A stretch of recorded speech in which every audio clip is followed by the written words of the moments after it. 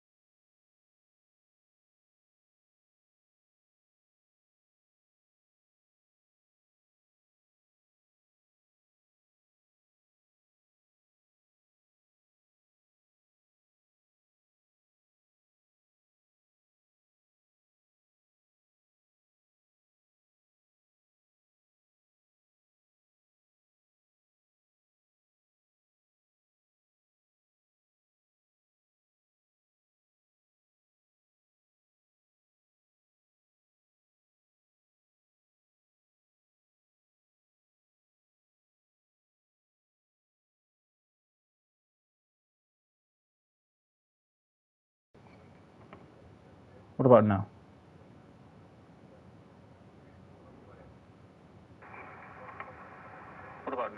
Okay, fine. So I'm unmuted. I was yapping. I'm muted before, but now I'm unmuted. Cool. So let me pull up the Wikipedia page.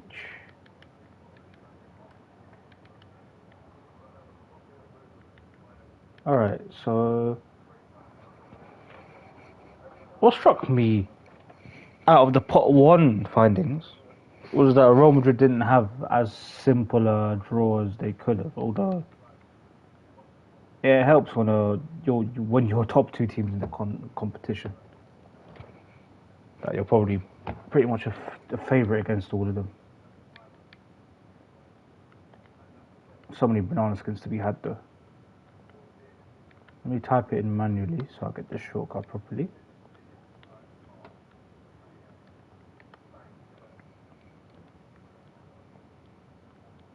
Cool, so a lot of contents to read.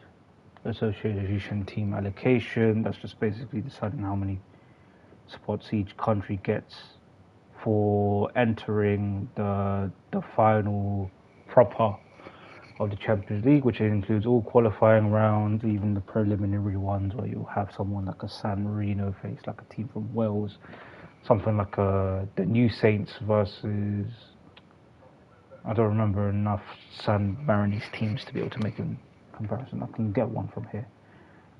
But anyway, aside from that, we've already done that. First qualifying round, second qualifying round's been done, third qualifying round's been done. Playoff round just happened. We just got our 4 winners from the third quarter. So that's all the ones that aren't champions. And the champions path includes all the champions from the various countries that weren't ranked high enough to get automatic berths into the league phase. And now we're concerned about the league phase.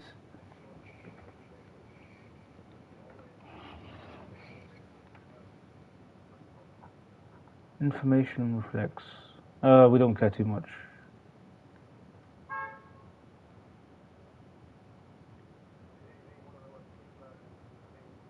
Ah, so Shakhtar got a free pass because Real Madrid qualified.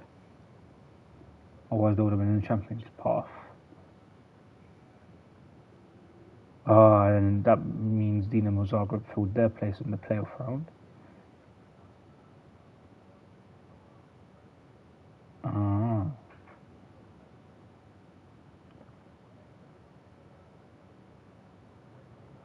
Atalanta got Benfica qualified by winning against Leverkusen.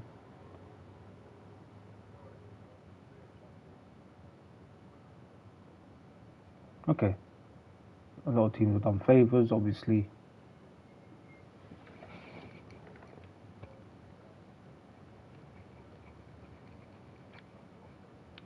So, okay. So we've got the actual 8 game weeks spanning from September, like usual. They run all the way to January instead. Honestly, match day 7 and match day 8 are mad close to each other. Mad close. Just from first reading. 1 to 2, that's like a 2-week span. 2 to 3, that's like a 3-week span. That is a 3-week span. That's not like a 3-week span. Match day 3 to 4, 2-week span. Match day 4 to 5, another 3-week span. Match day 5 to 6, 2-week span. Match day 6 to 7, they account for the various breaks in European leagues. So it's not until not even a month. We're talking 5-6 weeks.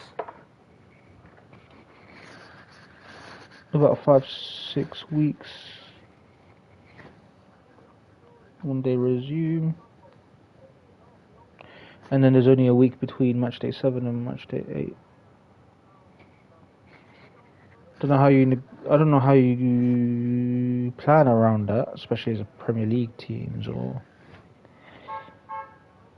I don't know if it clashes with any FIFA or Club World Cup, but knockout phase playoffs. Interesting. So how do the knockout phase playoffs work?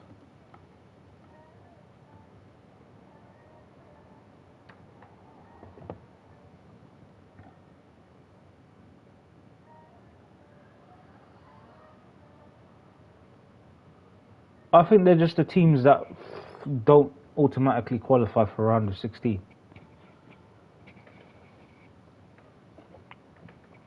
Is there not a format that they give us beforehand?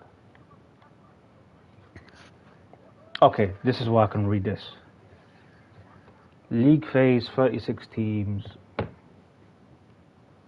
So the knockout phase includes 8 teams ranked 1 to 8 from the league phase. Okay, so you have to finish in the top 8 out of the 36. That's something I forgot. So top 8 automatically qualify to knockouts. And then 16 teams from 9 to 24 play in this one round that's before the round of 16. It is in effect a preliminary round of 16. This is why they call it a preliminary knockout round. So you have 8 qualifiers from those 8 matches. Okay, that makes sense now. Oh, this cappuccino tastes much better. It's sweet enough. Scrolling through the qualifying rounds, which ones are of interest?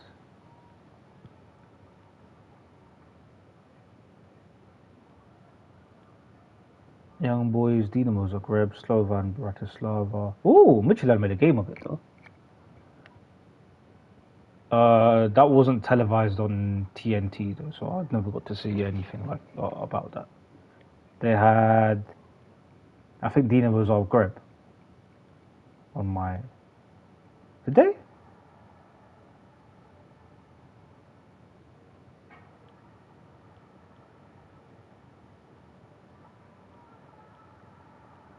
No, they had Kiev Salzburg.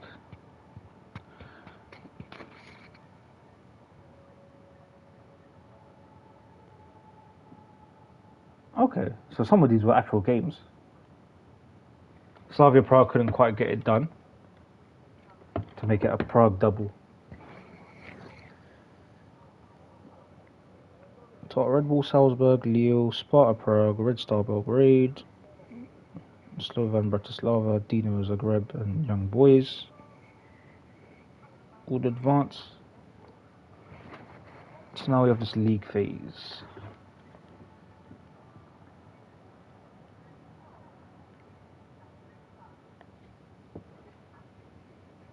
So Brest and Girona have never played UCL before. It's funny how someone making their debut appearances since the introduction of the group stage has won more titles than certain clubs, but we leave that alone. Oh! Leverkusen are below Barcelona by 1,000 coefficient points. For context, Real Madrid have got 136,000 coefficient points.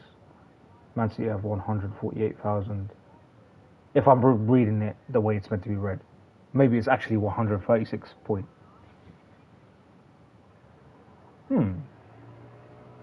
I'd rather just say them in the thousands.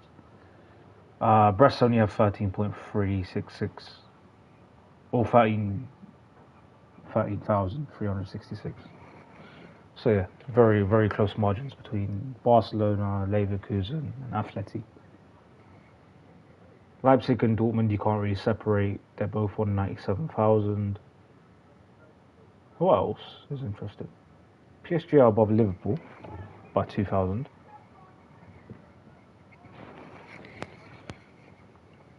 The same way 2,000 coefficient points separate Barca to Atleti through Leverkusen.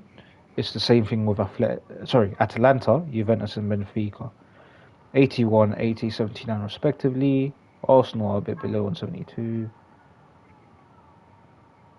And then we're falling to the teams, including which do include AC Milan, that aren't as esteemed at this moment in time. I say including Milan. Obviously, Milan are still esteemed. It's just they happen to have a coefficient in line with those who aren't. 2010 has done them dirty. We probably still have a higher coefficient. Not gonna lie. I say we. Man United probably still have a higher coefficient if they enter the Champions League next season.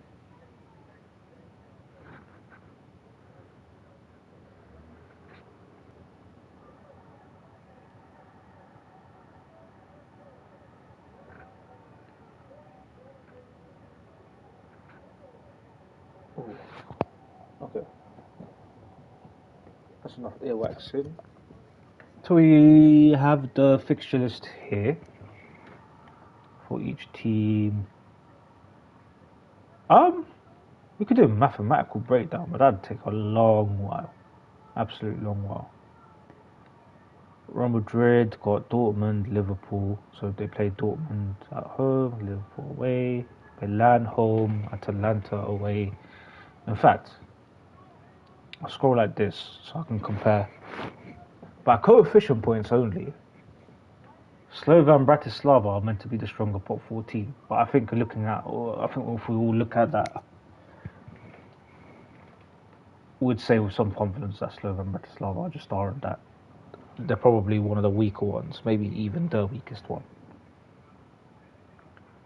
Out of all of these teams, though, I know Stuttgart sold Anton.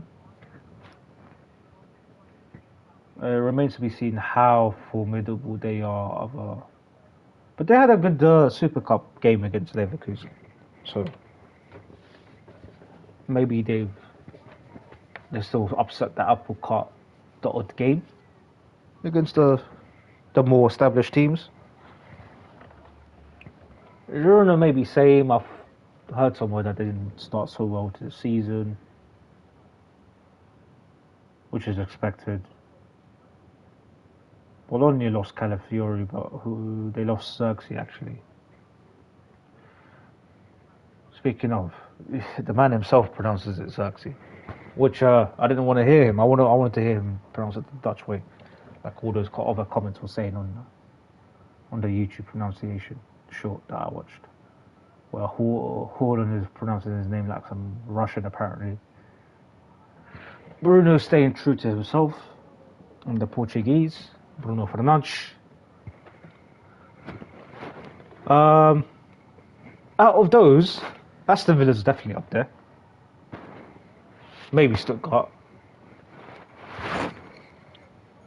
And I think we can still expect some good level of football from Bologna. Maybe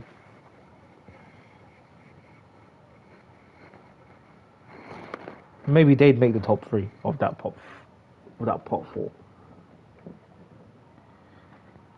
It'd be a shame if Aston Villa succumbed like not every other, but in recent memory, what is it? We're talking about Everton to break that.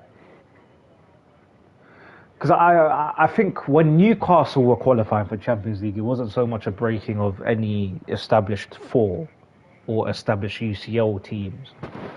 When Newcastle and Leeds were qualifying, and they had decent runs in the Champions League stage too, going through group, like back when the Champions League had like two group stages in certain editions. Newcastle made one of that, even though they lost their first three games in the group stage in a group stage with Barcelona. Leeds going all the way to the semi-finals, only losing to Valencia back when Ferdinand was still there. So we're talking Chelsea risen. We're talking Liverpool was always there and thereabouts. We're talking Arsenal almost guaranteed top two. So were United, and then when Chelsea riz, things changed in terms of the championship picture. But then that became the emergence of the top four. Tottenham tried to break into it. Lasagna Gate, we all know what happened there. And Lasagna Gate. What was my point? My point was the season before Everton qualified. You could consider that a little bit of a. We'll call it an unexpected. Hear all of that. We'll call that the unexpected qualification to UCL. But they had to go through qualifying. They flopped against Villarreal. Next time was probably like we're talking Tottenham when they beat City through Peter Crouch's winner, and they did decent in the Champions League. But just they met Real Madrid in the round of 16. So that wasn't an unbridled failure in the same way Newcastle couldn't get out of the group stage, in the same way I'm forgetting already. Point is to say, hopefully Aston Villa aren't like that, because this league format might allow for an Aston Villa to actually at least get to between 8th and 24th. But what's the chances they even make the top 16 with that preliminary knockout phase? I'm not sure, because they probably come up against someone more established, and not just more established, maybe even someone with more quality than them. That's the unfortunate thing about top 8 being guaranteed a knockout place. Oh yeah, all you man see is I forget. All you man see is the Ultimate Team menu that I'm on. But me, I've got this browser open on my PS4, no less. PS5. I keep forgetting one on PS5. Ooh, but yeah. So that's pot. That was to talk about the strongest teams in pot 4. From pot 3, just scanning. I'd hazard a guess that Sporting are up there. Let's see what Fine will do without Arne Slot. Lille might be decent. Salzburg have passed, but even now they've sold some of the players that were doing it in the rounds before. I'm not even talking about Adeyemi. I'm talking about post Adeyemi. I say sold. Maybe they haven't sold, or they probably have sold them, because I would have seen them in the starting lineup. Otherwise, they were starters, but their starting lineup didn't look that familiar no more. They still have no wait. I just clocked something. Blazwich transferred from Leipzig to Salzburg. Innit? I saw Blazwich's name in the qualifying round. So he made the down step to Salzburg. Okay, that's interesting. I thought I recognized Blazwich from the time at Salzburg, but no, Blazwich was Leipzig recently. Anyway, maybe Sporting, maybe one of the Dutch teams, maybe Lille, could be a little Salzburg. Well, that's probably what we're looking at as our strongest pot three teams.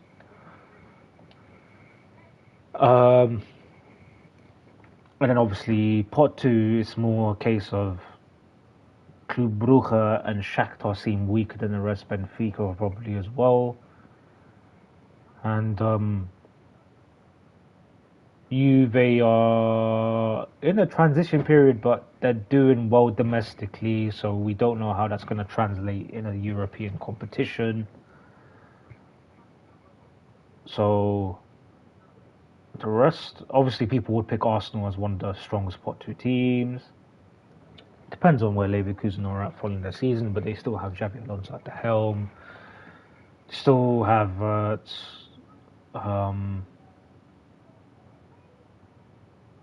still pretty much kept the same core. And then I feel like it's still a good team. It's just, I think that still warrants a top spot, if you will, as a strong team in pot two. And then the weakest teams in pot one looks like Leipzig, looks like Dortmund. We're probably, PSG's midfield is good. PSG's midfield is good. But their attack, who's gonna take the reins, really? So it might even be them. It might genuinely be them that people want to face in pot one. So given all that contextualization, Real Madrid of Dortmund, so that's a replay of 2023-2024 final, and then Real Madrid of Liverpool, that's a replay of 2021-2022 final.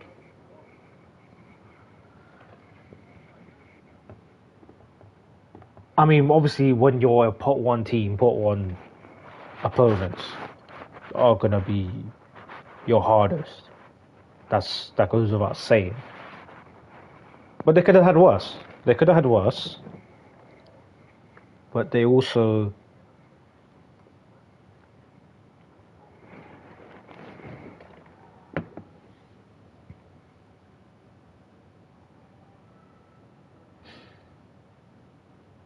then pot two opponents. Milan are a sleeper, Atalanta are a sleeper. Not ideal. Pot three, Lille are, I'd say they're one of the stronger teams in pot three. Salzburg, tricky customer in pot three. Hard to quantify. Pot four, Stuttgart. Again, they look good, just based off the little that I've seen. But not gonna lie, Brest are also hard to quantify. They obviously had to qualify for the league.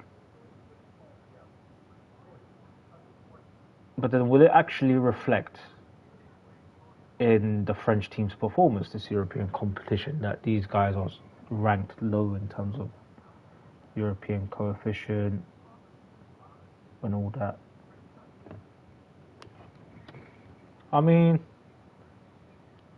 Let's delve down into the Brest team. What are we looking at?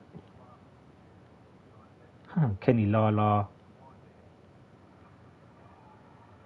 I sure that brothers are old. Favre.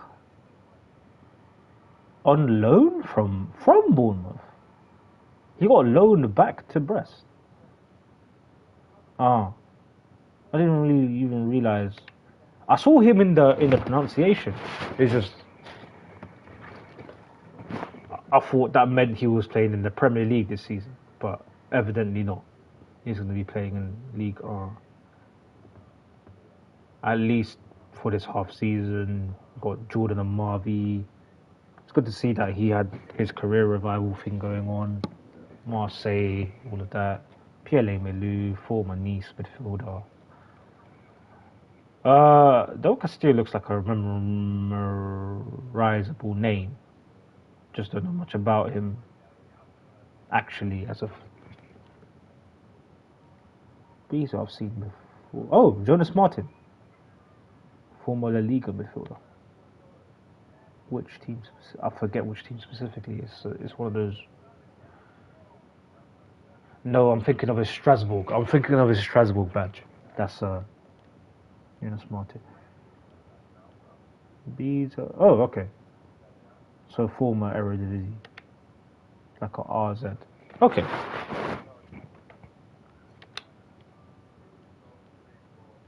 I mean, they seem as pot for as.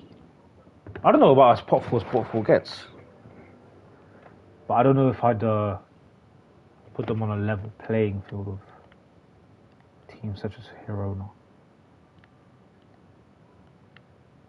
So they finished third. That's interesting. I'm guessing, yeah, Monaco finished second, and Lille qualified.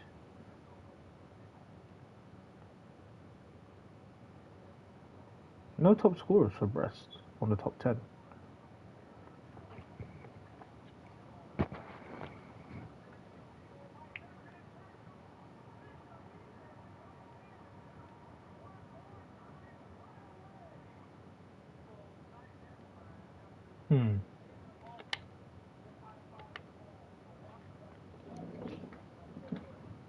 Ain't nobody trying to hit all of that. It's crazy.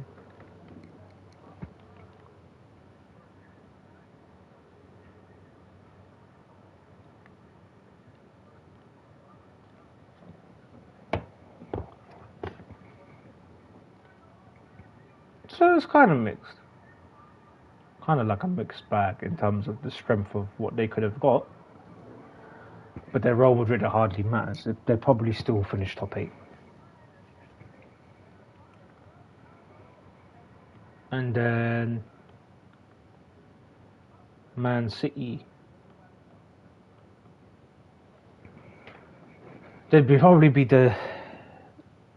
happy to have PSG now. But Inter, no one can quite put their finger on how they're going to do.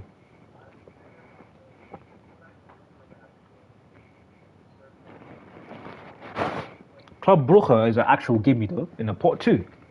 Actual gimme. Actual gimme. And then Juventus is like mid-range. Feyenoord and Sporting, the harder fixtures in pot 3, to be fair. To be completely fair. And then Sparta Prague and Slovan Bratislava, they sound more like they're easier fixtures in pot 4.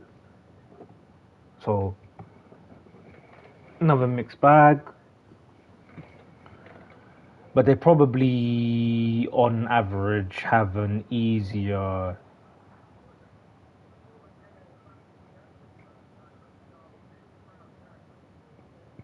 Is it easier or is it negligible? That's the real question. Easier or negligible? Maybe they do have an easier fixture list than Real Madrid. So then, with Bayern, they play PSG, they play Barca. Company though, the company effect. What is the company effect going to look like? Look like.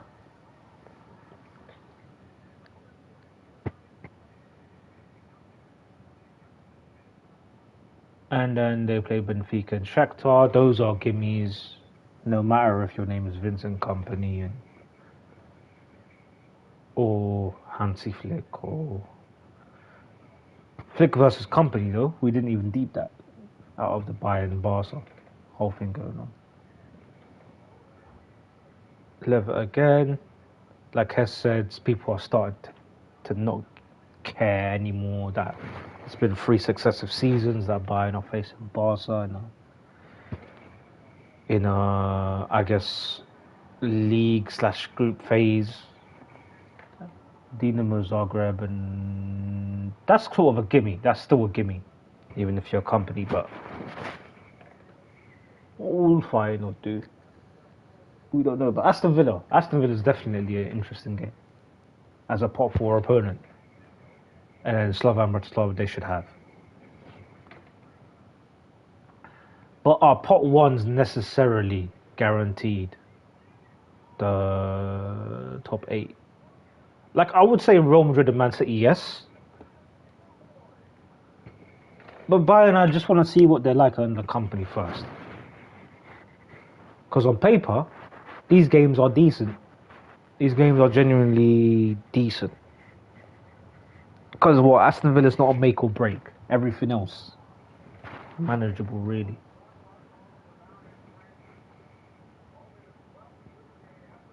Now, PSG, I'm concerned for looking at this. Because it's Man City, obviously, Bayern Munich, and then Atleti out of the pot 2 and Arsenal. Yeah, that's already 2 games that you can't guarantee 3 points out of. And then they face one of the Dutch ones. I don't think you want to face one of your Dutch teams as a pot 3 opponent. And Red Bull Salzburg, who are a tricky customer. And then pot 4, they have some of the better ones, it looks like. Girona and Stuttgart. So no, I don't think they're certs for the top 8.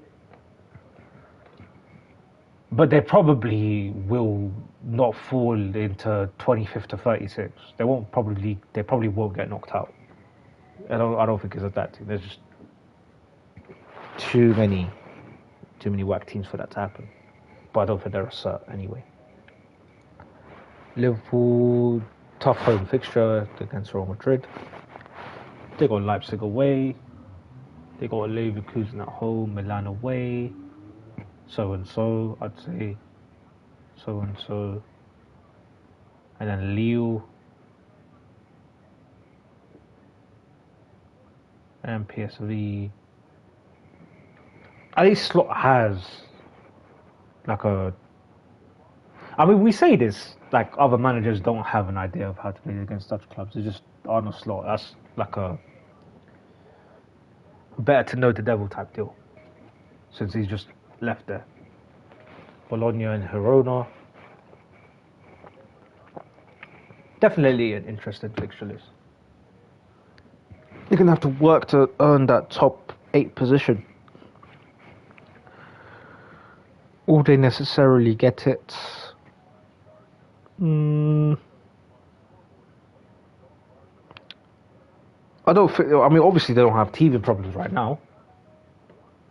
In their league campaign. It's just... How do we extrapolate that? Can we even extrapolate that in the league campaign anyway? Let alone the European format and the fixture list they've been given. So...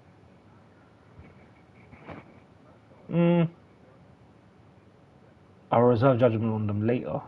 Let's go to Inter. So they got Leipzig and Man City. Everyone knows they want to face Man City or Real Madrid. Leipzig's an interesting game. Inter probably didn't want to face Arsenal, but Arsenal thinking the same thing. Just based off of what Astra said.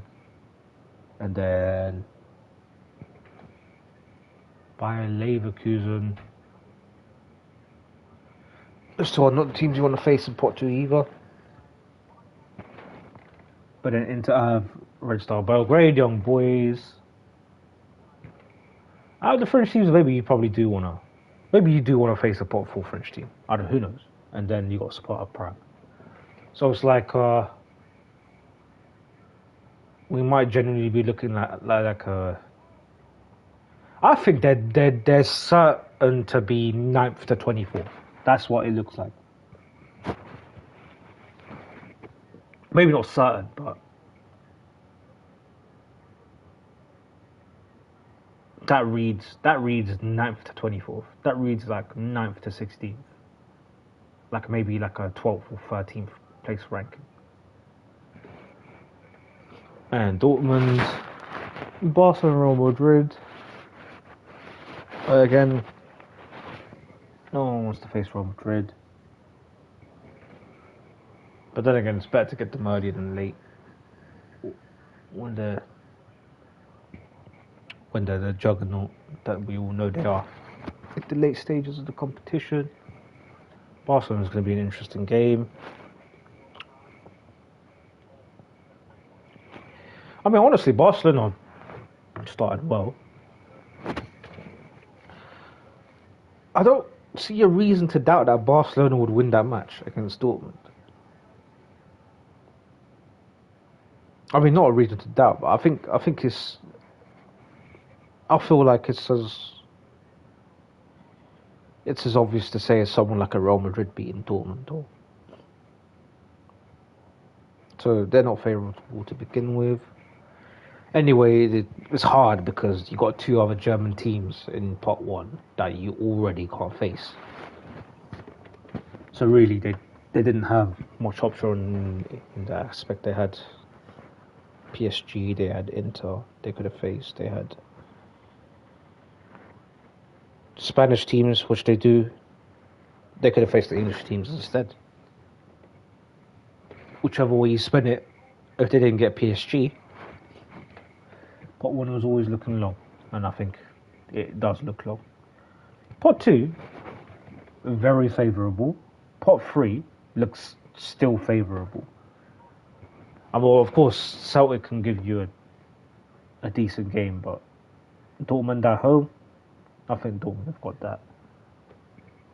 Dortmund against Zagreb away, that's fine. Sturm Graz, out of all the pot four opponents, I think Dortmund will be happy with that. But Bologna might be a trickier tie.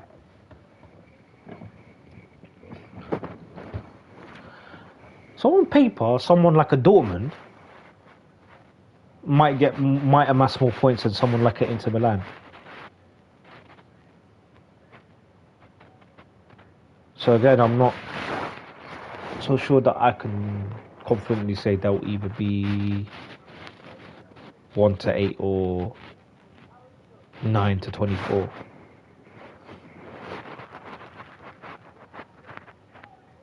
But again, I don't see a reason they'd be 25-36. Otherwise, you wouldn't really be in pot one, would you? I think only Manchester United are a team with like a similar coefficient that could end up. Actually, they probably don't even have similar one to Dortmund anymore.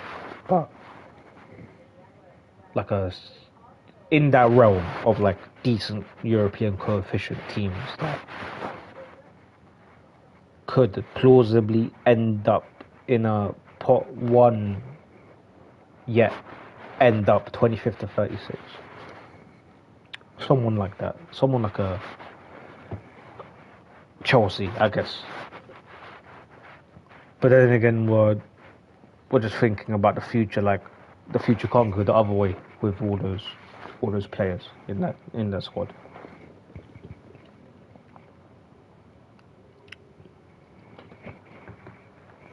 For Leipzig, however, Liverpool and Inter, middle of the range. The problem is Leipzig are probably the weakest team in pot one.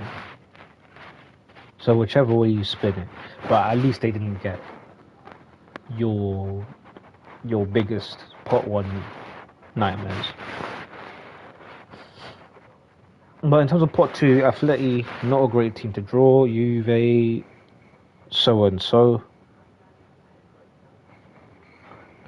Pot three, Sporting, definitely not a great pot three team to draw.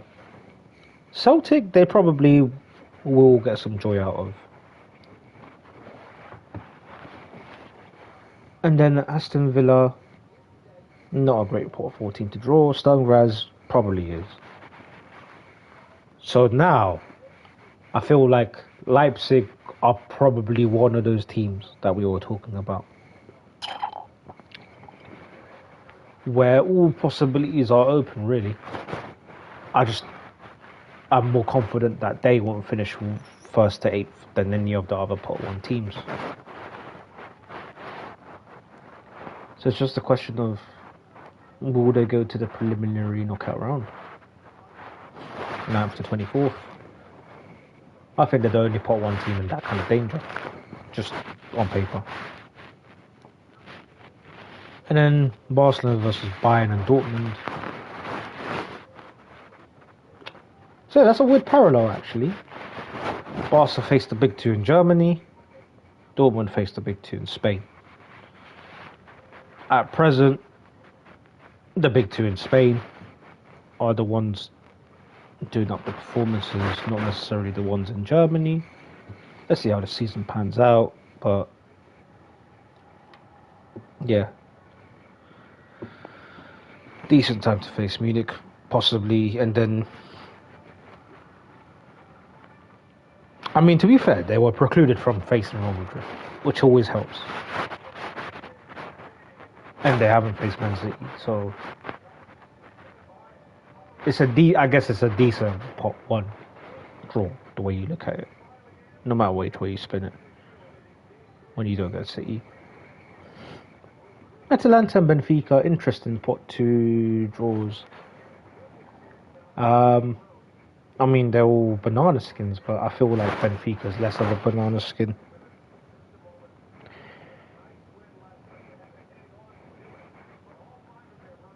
Although, wasn't it Benfica that were in Barcelona's group stage? No, it wasn't.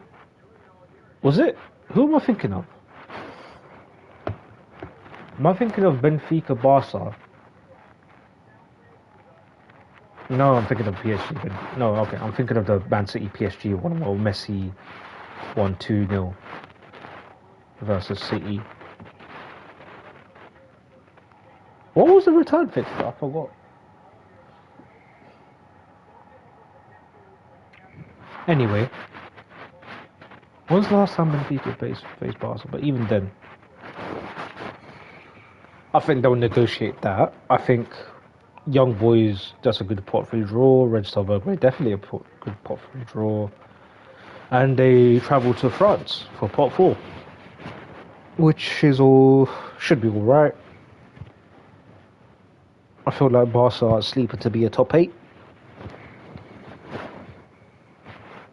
So that's just as far as pot 1 goes. Yeah, some interesting. Let me re-familiarize myself with this Monaco team. Do they still have Ben Yedder, for example? I think, did they sell Fofana or do they still have Yusuf Fofana?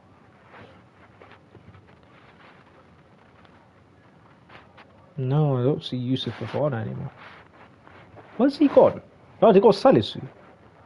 I kind of miss Salisu. A couple seasons ago, I did like his performances for Southampton, not gonna lie. But it wasn't enough. Tilo Kehrer, vice captain. Tilo Kehrer. Interesting. I kind of wish I saw more of Zakaria. Teze can't have moved it long ago. They got Balogun, I completely forgot about that. They got Akliouche. That's the Olympics brother, isn't it? I believe so. Kyle Henrique has been there for time. Ismail Jakobs, I've seen in the World Cup before. Golovin, everyone's seen him. That makes more sense now. So Kern must have left Salzburg this season then, isn't it? No. Not this season. So the season before. I didn't realize it was the season before. Minamino, Crepin, Dieta, and Bolo. They're definitely an interesting team.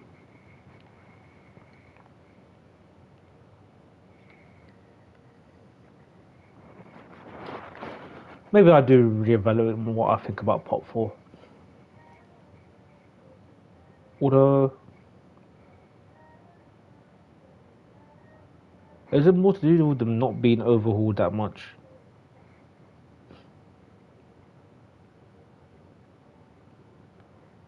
It's just hard to expect the stuff that you think you can expect from Bologna and Girona based on last season, because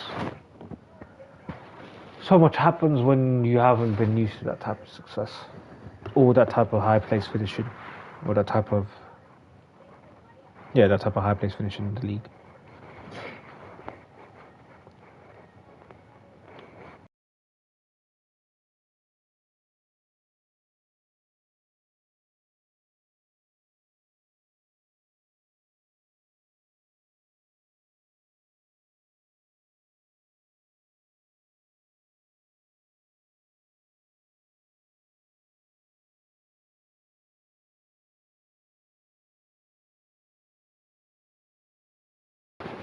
But cool, I'm gonna eat now. I probably won't be talking anymore on stream about the Champions League phase.